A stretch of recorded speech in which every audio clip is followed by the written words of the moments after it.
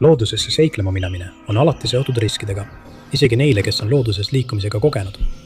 Kui keegi kaob ühes neist kaugematest paikadest, on nende otsimine sageli sama ohtlik. Number 10. Duane Milesist teadeti kadunuks pärast seda, kui ta ei naasnud koju pärast üksikmatka Olympicu rahvuspargis. Otsingud algasid kohe, kuid ta on endiselt kadunud ka rohkem kui 4 aastat hiljem. Duane oli kirglik looduse sõber, kes pühendas suure osa oma ajast Fawkesi linna ümbruse loodusele Washingtoni osariigis. Ta kirjutas kohalikule ajalehele, jagades oma seiklusi ja kogemusi rahvuspargis. Samuti õpetas ta lastele Royal Rangersi programmis, kuidas looduses turvaliselt liikuda. Duane oli oma kadumise ajal 78-aastane, kuid endiselt aktiivne. Ta käis tihti matkamas Olympicu rahvuspargi Grace Creeki piirkonnas, minnes rajalt kõrvale, et otsida maha heidetud põdrasarvi. 2021 aasta, 19. oktoober, pidi olema lihtsalt järjekordne matk, kuid seekord täna metsikust loodusest tagasi ei tulnud. Tema kadumisest teatati 23. oktoobril ning sõbrad, perekond ja päästetöötajad alustasid otsinguid. Ei läinud kaua, kui Duane'i auto leiti Graves Creeki kämpingust. Kahjuks ei andnud see uurijatele ühtegi vihjet, mis oleks aidanud kitsendada, kuhu täpselt Duane võis minna soovida. Ta ei jätnud sõpradele ühtegi kirja ega täpseid plaane. Otsingumeeskonnad keskendusid Lake Quinaulti ümbrusele. Otsingutesse kaasati ka otsingukoerad ja USA rannavalvelennukid päevadel pärast otsingu algust. Kui midagi ei leitud, läksid otsingumeeskonnad tagasi juba läbi otsitud aladele. Karmil maastikul ja tihedas taimestikus oli lihtne maas midagi märkamata jätta. Umbes nädal pärast otsingute algust leidsid meeskonnad midagi, mida nad pidasid võimalikuks vihjeks. Otsingualalt leiti suhteliselt hiljuti avatud sardiinikonserv, nagu kirjeldati. Kui toit oleks kuulunud Duane'ile, oleks see aidanud otsinguala kitsendada. Meeskonnad naasid järgmisel päeval samasse piirkonda, kuid midagi uut ei leitud ning kunagi ei selgunud, kas konservil oli mingit seost kadunud mehega. Pärast nädalast otsingut, ametlikku otsingut vähendati ja uurimise kohta käivad aruanded lõpetati. Duane on endiselt kadunud isikute nimekirjas. Tema kadumise ajal kirjeldati teda kui 5 jala ja 9 tolli pikkust ning 185 naela kaaluvat meest. Viimati nähti teda kandmas musti viimapükse ja maskeerimisjopet. Kõik, kellel on teavet, võivad ühendust võtta rahvuspargi teenistusega numbril 888 653 0009. Number 9. Wang Chongtan läks koos matkaseltsilistega Kings Canyoni rahvusparki, et ronida Split Mountaini tippu. Tipu jalamil eraldus Wang Chongtan ülejäänud grupist ja kadus loodusesse. Tani nähti viimati 21. augustil 2022 kella 15 ja 16 vahel. Kings Canyoni rahvuspargi ja Inyo rahvusmetsa piiri läheda. Ta oli matkamas koos 2 teise inimesega ning nende marsruuti kirjeldati kui keerulist. Kui need kõndisid, peatus Dan mäe jalamil ja andis märku, et ta ei lähe enam edasi. Ta viipas kaaslastele, et nad jätkaksid mäkke ronimist, kuid nad ei arutanud kunagi, kuidas ja millal grupp uuesti kokku saab. Teised 2 jätkasid tõusu Split Mountainil. Enamiku teekonnast nägid nad Dani istumas allorus. Siis märkas üks matkalistest, et Dan tõusis püsti ja hakkas kõndima tini maha oja suunas. Teda ei nähtud enam kunagi. Ülejäänud matkajate gruppi jõudis tippu ja alustas tagasi teed. Kui nad metsast välja jõudsid, polnud Danist mingit märki. Alguses lootsid nad, et ta ehk lihtsalt lahkus varem, ootamata neid, kuid kui nad jõudsid Red Lake'i äärde, kuhu Dan oli jätnud varustuspeidiku, avastasid nad, et peidik oli puutumata.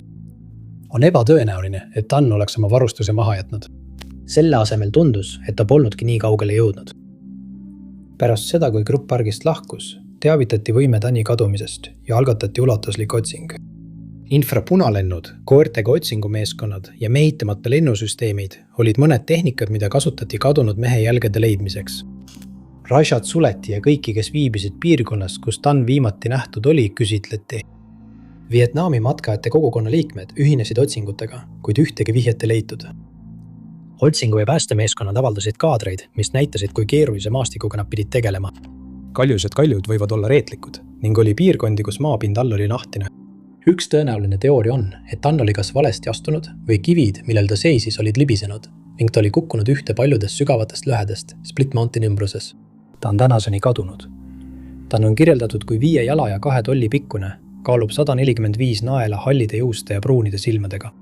Teda nähti viimati kandmas punast seljakotti, sinist matkamispluusi ja hallimütsi. Kõik, kellel on teavet, võivad võtta ühendust NPS uurimisteenistusega numbril 888 65 30 009. Number 8. Tanya Yarmakovi nähti viimati koos perega puhkamas Savannah Portage'i osariigi pargis.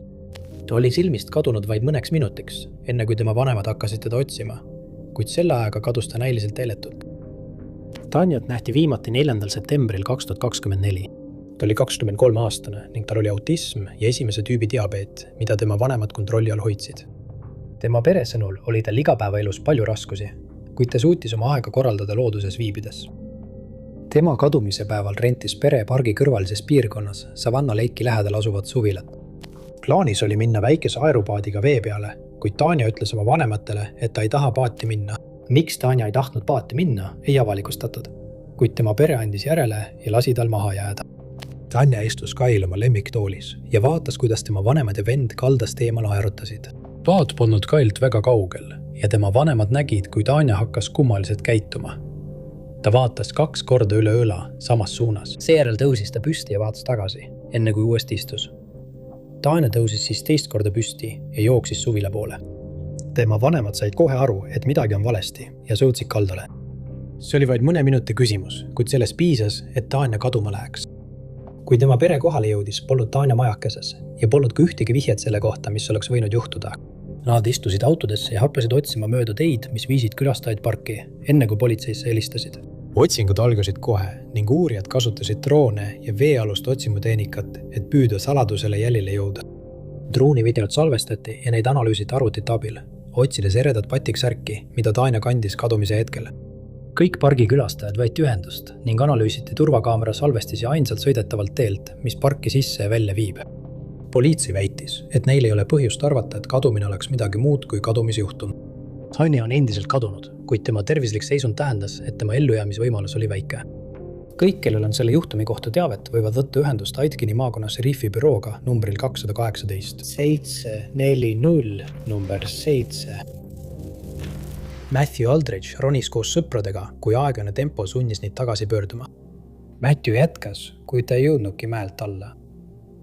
Matthew kuulutati kadunuks 13. detsembri 2025. aasta keskpäeval, vaid mõned tunnid pärast seda, kui tema matkakaaslased teda viimati nägid. Kolmik üritas vallutada Hoodi mäetippu, mis on Oregoni kõrgeim mägi. Matthew oli kogu oma elu olnud kirglik looduse sõber ning oli varengi Hoodi mäetipus käinud 5 või 6 korda.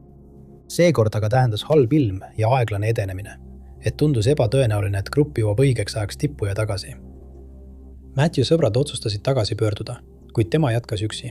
Ta otsustas, et oleks parem valida mäest alla tulekuks alternatiivne tee ning helistas oma emale, paludes tal talle vastu tulla, kuna ta ei oleks oma auto lähedal. Ta sai veel ühe sõnumi umbes kell 8:15 hommikul. Sõnumis ütles ta emale, et liigub keerulisel maastikul, kuid kõik on korras ja ta on väljaspool ohtu. Kui ta temalt rohkem midagi ei kuulnud, sõitis ta Mount Hoodile ja leidis eest juba käimasoleva otsingutegevuse.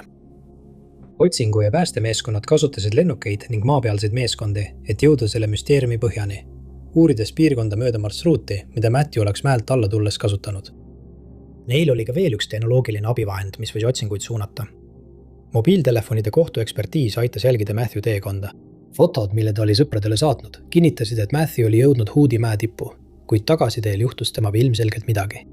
Mobiiltelefonide kohtuekspertiis näis viitavat, et Matthew oli kukkunud kusagil P. Gravel Ridge'i lähedal, piirkonnas, mis asub üle 8400 jala kõrgusel. Kuid selle piirkonna otsingud ei andnud uusi vihjeid. Otsingud tuli pimeduse ja ohtlike tingimuste tõttu peatuda, kuid need jätkusid järgmistel päevadel. Kahjuks ei leitud midagi ja meeskonnad lahkusid mäelt tühjade kätega. 6 kuud hiljem pole Matthewt endiselt leitud. Kuid kuna suvekuudel külastab mäge rohkem turiste, on lootust, et see võib peagi muutuda. Number 6. Sivak Simonian oli vaid 21-aastane, kui teda viimati nähti. Rohkem kui 11 aastat on möödunud sellest, kui ta kadus ja tema perekond pole vastustele lähemale jõudnud. Sivak oli kirglik matkahuviline, kes elas Belrose'is, Uus-Lõuna-Walesis. Talle meeldis matkata ja looduses aega veeta. Polnud ebatavaline, et perekond ja sõbrad ei näinud ega kuulnud temast mitu päeva. Kuid kui Sivak ei ilmunud oma kulleri tööle, said tema sõbrad aru, et midagi on valesti. Ta kuulutati kadunuks 23. oktoobril 2014, 3 päeva pärast seda, kui teda viimati nähti. Tema perekond hakkas kohe kontrollima radu ja metsikuid paiku, kus ta sageli käis. Üks sõber teavitas tema perekonda, et Sivak oli rääkinud Sinimägede külastamisest ning nad suunasid oma otsingud sellele piirkonnale. Kanangar Boyd rahvuspark on üks mitmest rahvuspargist selles piirkonnas ning see oli Sivakile üsna võõras. Aga just sellesse parki juhatas Sivaki sõbernad. Nad sõitsid mööda 27 kilomeetrist kruusateed, kus nad avastasid Sivaki mahajäetud auto. Autos olid endiselt paljud tema isiklikud esemed, sealhulgas jalanõud, mida ta nimetas oma maosaabasteks. Tema perekonna sõnul oli ebatavaline, et ta läks matkama ilma nendeta. Otsingud Sivaki leidmiseks on nüüd keskendunud piirkonnale, kus tema auto leiti. Polnud võimalik täpselt teada, kus Sivak parki sisenes, kuigi tundus tõenäoline, et tema auto oli seal pargitud alates 21. oktoobrist. Arvestades, kui palju aega oli möödunud, polnud võimalik otsinguala kitsendada selle põhjal, kui kaugele Sivak oleks võinud oma sõidukist jalutada. Ta oli heas füüsilises vormis ja ilm oli piisavalt leebe, et oleks võinud endiselt liikuda, kui tal poleks mingit õnnetust juhtunud. Otsing keskendus veealadele ja kõrgematele punktidele, piirkondadele, kuhu Sivak oleks tõenäoliselt suundunud, kui ta oleks veel elus olnud. Kasutati helikoptereid, et saada vaade õhust, kuid tihe võsa tegi otsingud veelgi raskemaks. Pärast 16 päeva ulatuslikke otsinguid, mis olid suurimad, mida kunagi Konagrovoidi rahvuspargis korraldatud, lõpetati otsingud. Sivakit pole leitud, kuigi kohtuarsti raportis öeldi, et tõenäoliselt ei ole ta enam elus. Tema perekond loodab endiselt, et nad saavad ühel päeval sellele müsteeriumile vastused. Number 5. William Clayton Miller oli viimati kontaktis oma lähedastega 2. märtsil 2026. Temaga tuumisjuhtumi kohta on avaldatud vähe üksikasju, kuid hiljutine üleskutse teabe saamiseks võib lõpuks vastused tuua. Williami viimane teadaolev kontakt oli tema võõrdunud abikaasaga. Paar oli eelmisel suvel lahku läinud ja tema naise sõnul maadles ta stressi ja teiste vaimse tervise probleemidega. 2 nädalat möödus ilma igasuguse kontaktita, enne kui Williami õde teatas tema kadumisest. Tema kodu läbiotsimine San Diegos andis mõned vihjed. Tema auto oli kadunud, kuid tema naise sõnul polnud seal midagi, mis viitaks sellele, et tal oleks olnud kavatsus riigist lahkuda või kusagil eraldatuses elama hakata. Williami juhtum klassifitseeriti kui täiskasvanu vabatahtlikku kadumist. Täiskasvanutel on õigus kaduda, kui nad seda soovivad. Ja Williami juhtumi puhul polnud midagi, mis viitaks sellele, et ta oleks olnud eriti haavatav. Tal polnud teadaolevaid terviseprobleeme ja ta ei sõltunud ühestki ravimist. Sellest hoolimata alustati otsinguid. Üheks võimalikuks vihjeks osutus Williamsi telefonikõnede andmete uurimine. Need näitasid, et ta tegi väljamineva kõne 3. märtsil, päev pärast viimast sõnumit oma võõrdunud abikaasale, kuid pole avalikustatud, kellele see kõne tehti. Mingil hetkel leiti Williamsi auto Poway Blue Sky ökoloogilisest kaitsealast. Uurijate sõnul oli see seal seisnud mitu nädalat ja oli tühi. Juunikuu alguses toimus otsing Poway järve ümbruses. Otsingutes osales 80 inimest, kes püüdsid leida kadunud mehest mingitki jälge. Kahjuks ei leitud ühtegi uut vihjet. William on endiselt kadunud ning politsei pöördus pärast ebaõnnestunud otsingut uuesti avalikkuse poole teabe saamiseks. Williamit kirjeldatakse kui valget meest, kellel on pruunid silmad ja hallid või valged hõrenenud juuksed. Ta on 6 jalga pikk ja kaalub 210 naela. Tavaliselt kannab ta New Balance'i jalanõusid ja tal on ühel õlal pitbulli tätoveering. Kõik, kellel on selle juhtumi kohta teavet, võivad võtta ühendust San Diego raskete kuritegude osakonnaga numbril 85 82 85 630. Number 4. Juan Gil Kim oli 2025 aasta jooksul külastanud Krausi mäeradu umbes 30 korda, kuid pärast 1. novembrikuist matkad enam alla ei tulnud. Kimi perekond teatas oma läheduse kadumisest, kui ta ei naasnud 16. novembri 2025 aasta õhtul oma koju Surrey's. Ta lahkus selle hommikul kodust kavatsusega matkata Krausi mäe Dam Little Goat Alpine Trailil, rajal, mida ta oli varem lugematuid kordi läbinud. Kuigi ta oli kadumise ajal 84-aastane, ei muretsenud tema perekond üksinda matkale mineku pärast ja ootas, et ta naaseb õhtul koju nagu tavaliselt. Pärast seda, kui Kimist teatati kadununa, ei läinud politseil kaua aega, et kinnitada, et oli tõepoolest Mäkke läinud. Valvekaamera salvestised näitasid teda kadumise päeval umbes kell 11.00 Kraus Trackil. Umbes kell 00.20 jäädvestas rajakaamera ta üksi kõndimas. Piltidel ei paistu midagi ebatavalist olevat, kuid need andsid otsingumeeskondadele piirkonnad, kust uurimist alustada. Otsingu- ja päästemeeskonnad alustasid tööd päev pärast seda, kui Kimist teatati kadununa. Maapealsed meeskonnad hakkasid läbi käima radu, kus Kim oli viimati nähtud. Nad otsisid märke kadunud mehest või ebaharilikke kive ja taimestikku, mis oleksid võinud viidata libastumisele või kukkumisele. Kui Kimist ei leitud ühtegi jälge, läbisid nad oma teekonna uuesti, otsides 10 jala kaugusele rajast mõlemal pool. Otsingualadele toodi ka spetsiaalsed droonid. Droonid otsisid soojusjälgi ning olid osavad kaljude allosas ja kitsastes kohtades navigeerimisel, mis kõik oleksid kasulikud metsasel maastikul, kus Kim kadus. Kuid nagu maapealsed meeskonnadki, ei leidnud ka droonid midagi. Kasutati ka uut seadet nimega LifeSeeker. See saadab välja signaali, et leida mobiiltelefone, mis on jäänud levist välja. Kimil oli kadumise hetkel telefon kaasas, kuid andmed näitasid, et seda polnud sisse lülitatud alates laupäevast enne tema kadumist. LifeSeekeri kasutamiseks peab telefon olema sisse lülitatud. Kuna Kimist polnud jälgegi ega ka ühtegi vihjet selle kohta, mis temaga juhtuda võis, olid otsingu- ja päästemeeskonnad sunnitud otsingud lõpetama. Kimi perekond jäi vastusteta, välja arvatud teooria, et nende lähedane sattus hätta matkaradadel, mida ta oli varem lugematuid kordi külastanud. Kim on kirjeldatud kui korealast, kelle pikkus on 5 jalga ja 5 tolli ning kaal 140 naela. Teda nähti viimati kandmas halli ja musta riietust ning lillat värvi kindaid. Kõik, kellel on teavet, võivad võtta ühendust Surrey politseiga numbril 604 59 90 502, viidates toimiku numbrile 2025 634 77 number 3. Helikopteripiloot, kes lendas Alaska Denali pargi kohal ja reageeris lennuõnnetusele, märkas midagi kummalist. Näiliselt mahajäetud laager asus kõrgel tundmatu tipu lähedal, miilide kaugusel ametlikest laagritest või pargivahijaamast. Järgmisel päeval selgus uurimise käigus, et keegi oli pargis kadunud. Rohkem kui 20 aastat hiljem pole seda inimest leitud. Richard Haspel sisenes Denali parki 10. juulil 2005. Ta oli heas füüsilises vormis ja nautis pingilisi jalutuskäike ning rattasõite, mida ta kasutas vaimse tervise probleemidega toimetulekuks. Ta lahkus rahvusparki ilma kellelegi ütlemata, kaasa arvatud oma vennale, kes elas temaga samas kortermajas. Parki töötajate sõnul märkis Richard oma registreerimisvormil, et lahkub pargist hiljemalt 18. juuliks. Parki külastajad ei ole kohustatud töötajaid lahkumisest teavitama. Seega ei pannud keegi tähele, et Richard ei lahkunudki pargist. Alles augusti alguses märgati tema laagrit ja saadi aru, et midagi on valesti. Parki töötajad läksid kohta uurima ja leidsid, et kõik Richardi asjad olid maha jäetud. Selle hulka kuulus tema karukindel toidukanister, milles oli veel natuke toitu, ning päevik. Viimane sissekanne päevikus oli kandis kuupäeva 17. juuli, päev enne seda, kui ta pidi pargist lahkuma. Alustati otsinguid ja Richardi perekonda teavitati tema kadumisest. Tema vend rääkis temaga viimati 4. juulil, umbes nädal enne seda, kui ta parki saabus.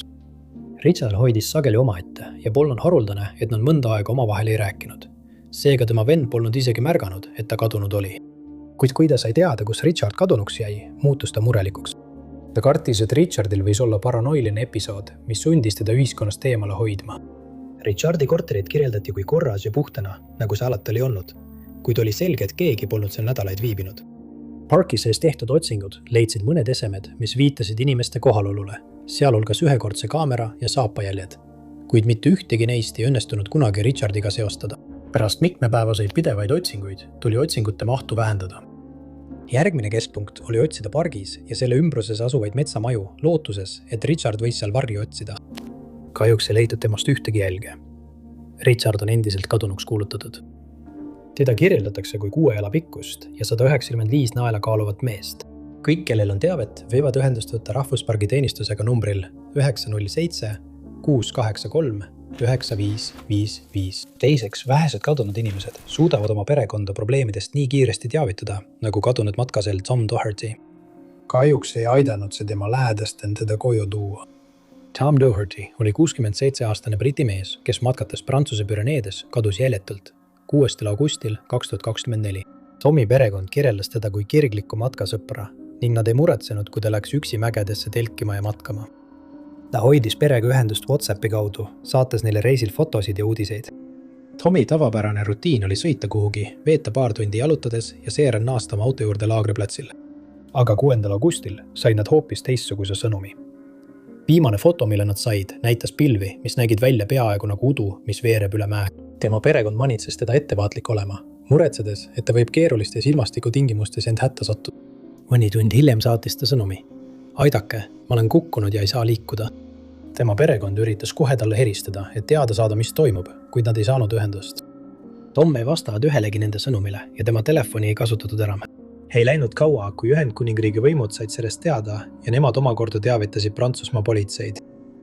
Otsingud algasid kohe ning Tomi fotod olid parimad vihjed tema liikumise jälgimiseks. Reisifotosid jagati internetis ja mägironimisfoorumites. Tema viimane foto oli tehtud Aitanu kantis, kuid jagati ka teisi fotosid lootuses tuvastada, mis suunas ta võis liikuda. Politsei suutis tema auto kiiresti üles leida Goldes Company lähedal ning kohale toodi jälituskoerad, et kadunud matkajale jälile jõuda. Nad järgnesid jälgedele mõnda aega, kuid ei suutnud temast ühtegi jälge leida. Lisaks koertele kasutati ka helikopterid ja droone, kuid halb ilm mägedes raskendas nähtavust. Maapealsetel otsingu- ja päästemeeskondadel oli suurem võimalus midagi leida, kuid ka nemad ei leidnud ühtegi vihjet. 5 päeva pärast lõpetati ametlik otsing, kuid vabatahtlikud otsingurühmad jätkasid otsinguid. Oktoobris avandatud uuenduses kirjeldati mitut kohalikku ühingut, kes käisid regulaarselt ohvrite perekonnale vastuseid otsimas. Kasutusel oli WhatsAppi grupp, mida uuendati regulaarselt kõigi uute vihjetega, mida kontrollida. Kahjuks pole juba ammu ühtegi uuendust olnud. Ja praeguseks on Tomil Toomas juba peaaegu 2 aastat kadunud olnud. 1. Monika Reesa kadus salapärastel asjaoludel, kui ta matkates koos sõpradega Angeles ja Rahvusmetsas oli. Vähe vihjeid on leitud, mis võiksid tema kadumist selgitada, mis pälvis üleriigilist tähelepanu 2026 aasta alguses. Monika oli edukas materjaliteadlane, kellel olid tihedad sidemed NASA Jet Propulsion Laboratoriga. Ta oli loonud ainulaadse supersulami nimega Mondaloi, mida kasutati rakettmootorites. Tema töö viis ta kontakti õhujõududega, kes aitasid tootmist suurendada ja uurida erinevaid töötlemismeetodeid. Kui Monika kadus 2025 aasta juunis, töötas ta endiselt NASA Jet Propulsion Laboratory materjalide töötlemise direktorina, kuid oli töölt eemal, et aidata hoolitseda sugulase eest. Sellel ajal keskendus ta rohkem joogale, mis oli teda juba aastaid huvitanud. Ta kuulus joogagruppi ja sai selle liikmetega lähedasteks sõpradeks. 22. juunil 2025 läks Monika koos 2 teise grupi liikmega matkama. Viimati nähti teda kõndimas Angeles Cresti maanteel umbes kell 9:10 hommikul. Matka eesmärk oli jõuda Watermani mäe tippu. Inimeste sõnul, kellega ta matkamas oli, otsustas üks tema kaaslastest peatuda, sest tõus oli liiga raske. Monika ja tema kaaslased jätkasid teekonda tippu, kus tehti fotosid. Ühel foton hoiab Monika käes silti ja naeratab kaamerasse. Seejärel alustasid 2 matkalist laskumist mäest alla. Laskumise täpsed asjaolud on vaidluse all. Mõned allikad väidavad, et nad jooksid või sörkisid, kuid Monika perekond vaidleb sellele vastu. Nad usuvad, et ta oli ettevaatlik ega oleks sellist riski võtnud. Monika kaaslane liikus temast eespool ja hüüdis talle tagasi, kui nad liikusid mäe jalamile. Mingil hetkel lõpetas Monika vastamise. Kui tema kaaslane tagasi vaatas, polnud Monikat enam näha. Tema kaaslane jõudis mäest alla tagasi ja teavitas võime Monika kadumisest. Droonid, koerteenistused ja koordineeritud piirkonna läbiotsimised andsid vähe vihjeid.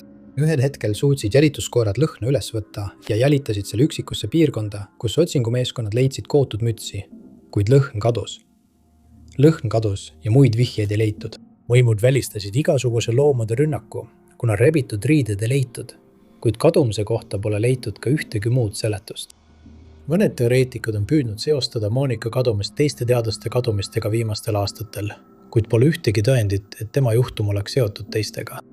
Kõik, kellel on selle juhtumi kohta teavet, võivad võtta ühendust LAST kadunud isikute üksusega numbril 323 895 1500.